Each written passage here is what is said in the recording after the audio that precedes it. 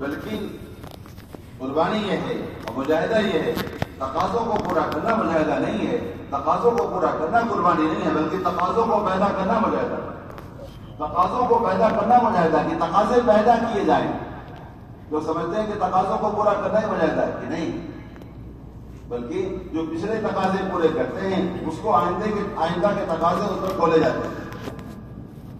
تو تنہائی میں بیٹھ کر اپنے اللہ کو کارگزاری سنائیں، رو رو کے اللہ کے یہاں قبول کرائیں کہ اللہ ہمارے اس عمل کو قبول فرما لے، اور ہمیں آگے کیا کرنا ہے، آگے کے تقاضے ہم پر کھول دے، آگے کے تقاضے ہم کو سلجھا دے، آگے کے تقاضے ہم پر منشرہ فرما دے۔ جیسے ایک کارخانے کا ملازم دن بھر کے کام کی کارگزاری اپنے مالک کو سناتا ہے،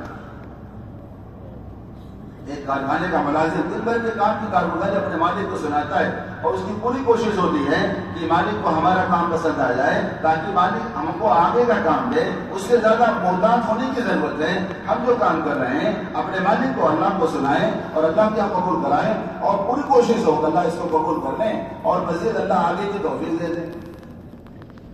تو جو ذمہ داری جس کو دی جائے ذمہ داری کو کرنا، اس لیے اللہ کی مدد ذمہ داری کے اٹھانے کے وقت آتی ہے۔ جب تک میدان میں ذمہ دار نہیں اترتا جب تک اللہ کی مدد نہیں آتی۔ جو میدان میں ہوتے ہیں وہ مایوس نہیں ہوتے، جو میدان میں نہیں ہوتے وہ حالات میں مایوس ہو جاتے ہیں۔ سنیں غور سے، جو میدان میں ہوتے ہیں، جو دعوت کے میدان میں ہوتے ہیں، گشت کے میدان میں ہوتے ہیں، کسی بھی حال کے آنے پر مایوس نہیں ہوتے۔ مایوس وہ ہوتے ہیں جو اللہ کے بندوں سے کٹ جاتے ہیں، خلوت استعمال کر لیتے ہیں، اللہ کے بندوں سے اختلاف ختم۔ مولانا صاحب رحمۃ اللہ فرماتے تھے ہمارے اس دعوت کے کام میں جتنا اختلاف ہے اتنا کسی کام میں نہیں ہے۔ اختلاف کیا جاتا ہے خوبیوں کے لین اور دین کے لیے، اختلاف کیا جاتا ہے کیونکہ ہر ایک کے اندر ساری خوبی، بقول بزرگوں کے، ہر ایک کے اندر ساری خوبی نہیں ہے۔ اللہ کے نبی صلی اللہ علیہ وسلم نے کہ امت کے اندر اللہ نے ساری خوبیوں کو بکھیر دیا ہے، اس لیے خوبیوں کا لین دین ہے۔ ہم تو خوبیوں کا تذکرہ کرتے ہیں، برائی کا تذکرہ نہیں کرتے، خوبیاں لیتے ہیں۔ خوبیاں مولانا صاحب آپ کو فرماتے تھے اللہ نے دو آنکھیں دی ہیں،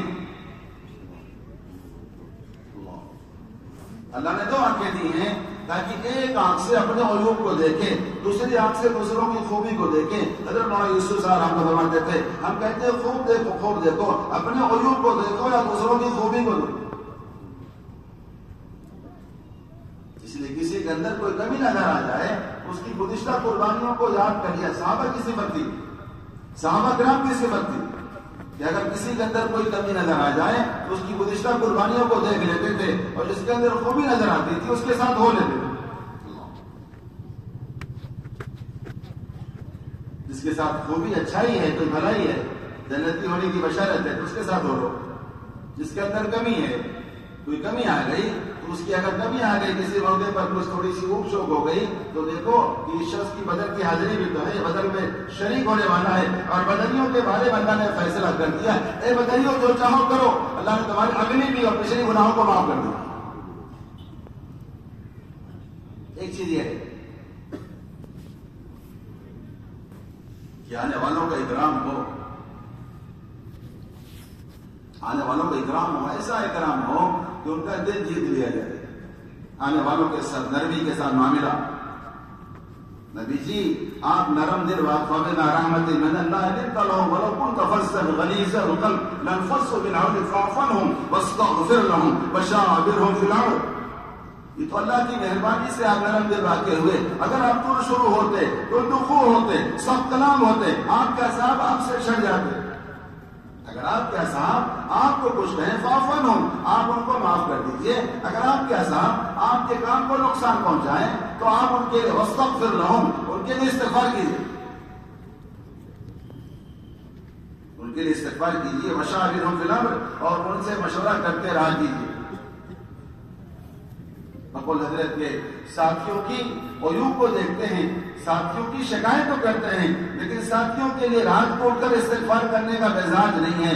رات میں صحابہ کا وبالاسحار هم یستغفرون، صحابہ کی صفت تھی سحر میں، تہجد میں، صبح شادی سے پہلے اپنے ساتھیوں کے لیے استغفار کرنے والا صحابہ کی صفت ہے۔ آپ استغفار کریں، صحابہ بھی استغفار کریں، شکایت کرتے ہیں، استغفار نہیں کرتے۔